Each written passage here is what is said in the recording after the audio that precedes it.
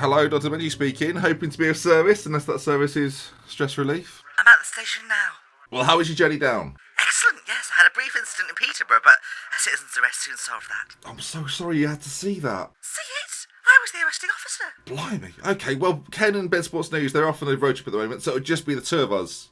Back to you in the studio. Three of us around the place. Oh, I bet they're having a lovely time. Yeah, I bet. If you're sure you don't want to drive, Ben, that's absolutely fine, but I'm having the most fun up here. No, you're alright. I'm enjoying the rest, to be honest. Night, Ken. Okay, if you insist. Anyway, my final connection's here now, so I'll be seeing you soon. Alright, great. See you later, Jay. Yeah, Jay.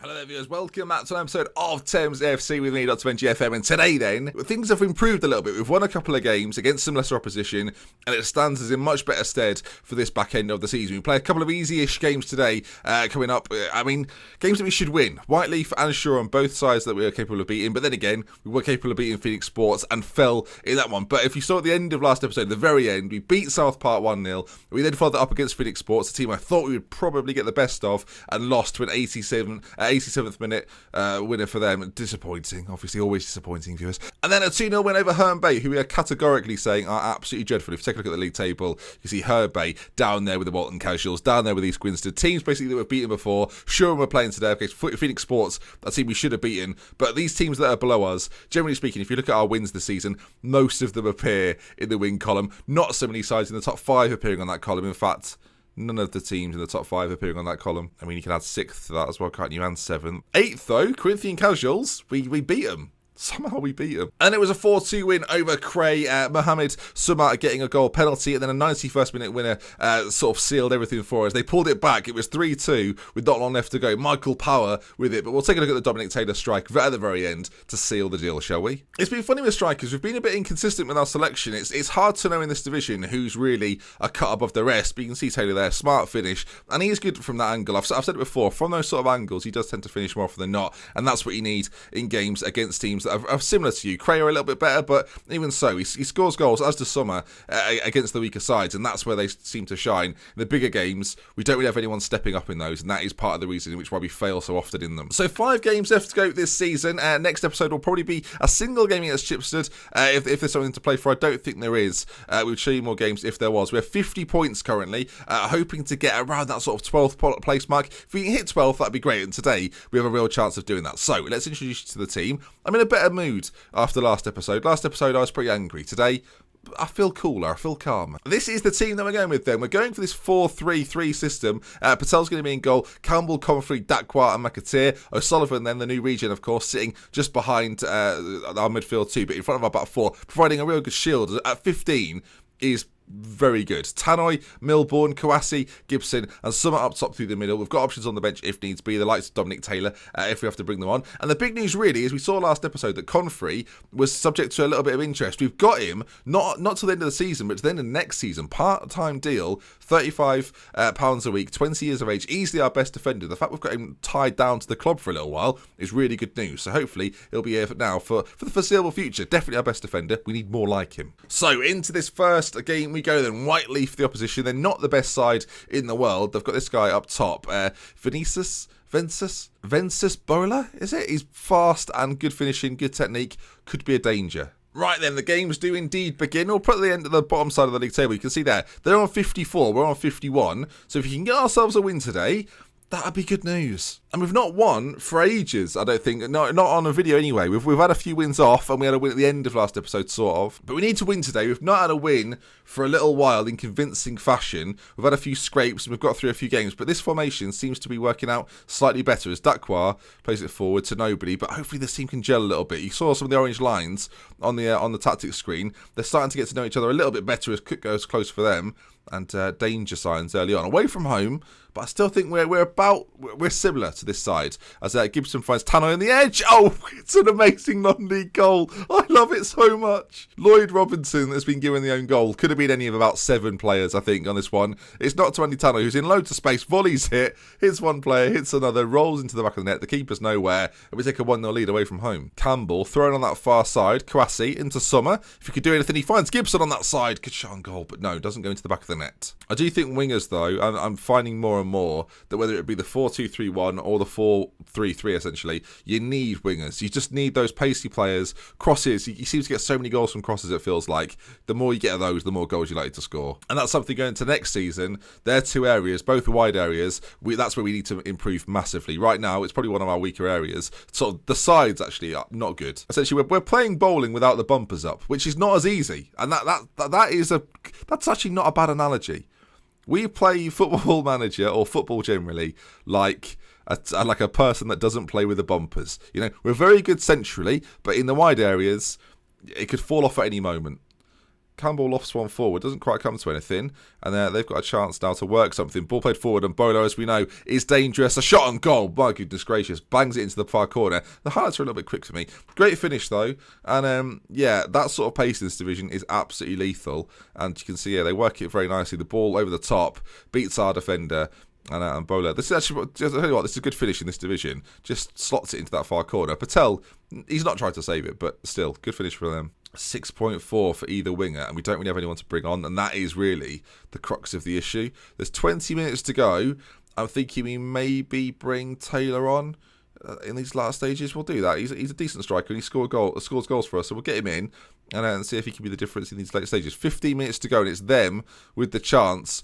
Bowler works it to the edge of the box. I mean, we've lost games in pretty ridiculous circumstances recently. Don't let it happen again as it goes over the top. Not another penalty, please. Not another penalty. Okay, I was terrified. Ball's cleared, not particularly well.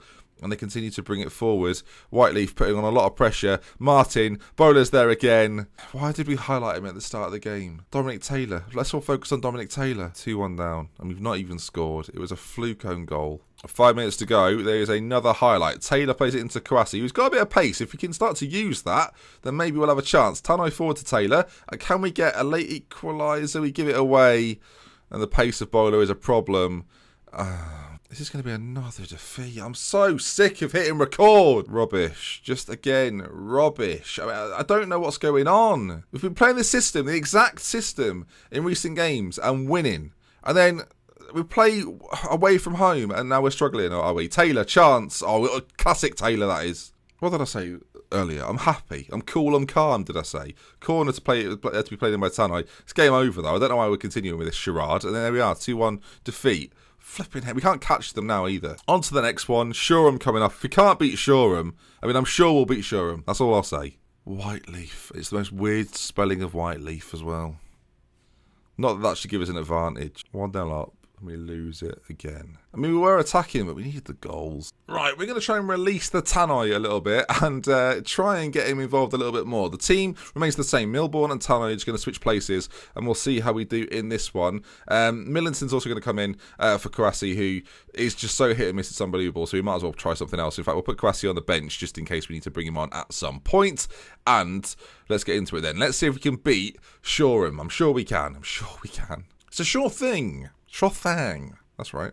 I almost don't want to click on their striker, but they've got Ricky Johnson, 6 finishing. Let's bear that in mind, shall we, throughout this game. Shoreham are 21st. They're particularly bad. We're still in the sort of situation where if we win a few games, 14th, not impossible. And I think that should be the goal at this point. Ball over the top, Summer. We're 25 seconds in. Summer? Oh, pretty highlightless first 20 minutes. Apart from that highlight at the very start, we've seen a little. They've got a booking, so it's at least something to report. Tannoy's not having the best game in that role. I'm not really sure what to do. I don't really want to put him on defensive, but we'll try it. Playing the midfield in the most natural positions. I want to try and leash him a little bit, but it's not seeming to work right now. Tactically, we're going more direct, and it doesn't seem to be working. So we'll go slightly more mixed, and we'll see if we can create something in the second half at least. This has been a boring half, viewers. Right, team top-wise, let's get aggressive with them. Come on, I'm far from pleased. We can play so much better than this. Hopefully they're motivated to do something in the second half. It's very tight at the top, by the way. Lewis, Greenwich and Hastings, all very close together. Can we find a winner? I would expect us to be able to against a team like this. We'll come off attacking. We'll go slightly more sort of patient with our play. We won't force it as much. We'll see if that makes the difference. It's getting to the point where I'm debating going to up top and surrendering the wide players, as it's actually going to be them to come forward with this. It's a bit dangerous. Strobel with it. Where's he going to go? Campbell nabs it off him and plays it through. Now Sommer, can he get a goal? He let us down quite badly last episode. Can he find the back of the net? No, he can't. I think we're going to give it till 75, and then I'm going to put two up top and try and force the issue a little bit through the middle. The wide players, I'll tell you, they've been good for me in recent games, so I thought we'll stick with it. We'll see how we get on. Campbell's injured. That's a right back, which is not ideal. 10 minutes to go. We're going to go back to this attacking idea. And can we find the breakthrough? It ain't happening though. Doherty's going to come on. We'll stick someone behind the front two. We'll put Tannoy there for now as the playmaker. I mean, again, not a natural there. Right, 5 minutes, or it's going to be a 0-0, which means it's a point, but I thought we'd be able to win this game. Wow, this is up there. I mean, this is number one in terms of dull games. Bizarrely, I'm quite happy with the point, considering in recent fixtures we have been so poor. He joined us at the end of the Shoreham game. Leave to physio. Yep, he's out for ages, our best right back. Essentially what we're going to do here is we're going to play Greenwich, because that game was really boring. Now, Greenwich is top of the league, so we're probably going to get beat. And I don't have another right back that can play. So it's time for the famous three at the back system. So we're going to play Greenwich. This is only going to... Oh, dear. Our last win in a video was the 4-3. The 4-3. I mean, there's only been a few videos since then, but it feels like a lifetime. Next episode is going to be the final games of the season, and then the board's decision on whether we get a new contract. Of course, our contract is big. I'm a bit worried about it. I'm not going to lie. Right then. Here we go. Greenwich. Let's drop the wingers back. Let's see if that makes any difference to our wide areas. They don't like it as much, but I'll try anything, viewers. They're playing 4-4-2. Classic. Joe White up front, on loan from Dagenham. If they loan a player and you immediately know the club, you are screwed. Right, they're top of the table. We're not. Bear in mind, we still have Lewis to play this season. They're second. Who knew we'd have such a decision in the title race, you know? We've got so much influence. The last game wasn't particularly interesting, viewers. I'll tell you what, though. It was more interesting than that first half. And that's that, then. Are we awake? Right, the second half is underway. And some pass and move from us. When I say pass and move, I just mean pass, really. Very little movement. We've picked up some bookings.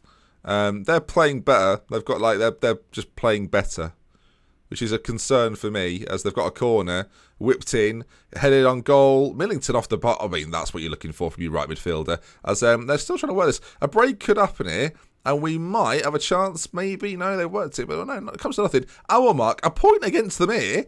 I'm starting to think that wouldn't be too bad. The problem is, I am now delighted with a point. That's the state of this team at the moment. Sommer is on a 6.0. Get him off. And Edwards could come on for Milbourne. And we'll change his role a little bit. Put it on support. So far, it's not actually been that bad. Gibson works his way through. Barker, we've seen little from. Sommer, obviously the changes haven't quite happened yet. So this is their final chance to make an impression before a couple of them come off. Not a good impression. Gibson forward. Summers there. Can he get a ball across to Barker? Can he? Can he do it? He's been... It's a corner. I kind of hoped we were getting a pen there. 15 minutes left. At least... Oh, Pritchard. Tannoy heads clear. I mean, he's got it out to begin with. Can we close this down? We go. Oh, dear. Well, it's been coming. Pritchard with a corner. We sort of got it semi-away. Not our greatest work, though, I think it's fair to say. As the shot comes in, we can't keep it out. 72 people turned up today. 11 away fans. That's quite a lot. Greenwich isn't too far away. Makes sense. Well, tactically, we tried something else, and it wasn't really successful. There's 2 minutes left. Is there going to be a final highlight? It looks like there is going to be one. Not necessarily in our favour, as well. It's just a bit of panic there, Andy. What are you doing? Pritchard, loads of time, loads of space. It's just really frustrating. It's hard to get out of this rut. We essentially, for a long time now, have been playing for the end of the season. We're playing to see what we can do at the end of the year. We're playing to see what transfers we can make to strengthen this side massively. The first season, I always figured was going to be tough. I thought we'd fare slightly better. We started the season relatively well. We've got 50 points. Like, it's not a complete disaster. It's just not been very good. And that is going to bring us to the end of the episode then. If you've enjoyed it, do drop a like on it. If you want to see some more, subscribe to the channel. And we love with care, from me not to mention. Until next time, I'll see you again very soon. Cheery, bye. And that brings us to the end of another week of Thames. Thank you for watching it. If you enjoyed it, do let me know in the comments and leave yourself a like. And that brings us to the end. Again, massive shout out to the Patreons. Thank you for your support. And anyone that's watching, we love with care. From me not to Benji. Goodbye. See you on Monday.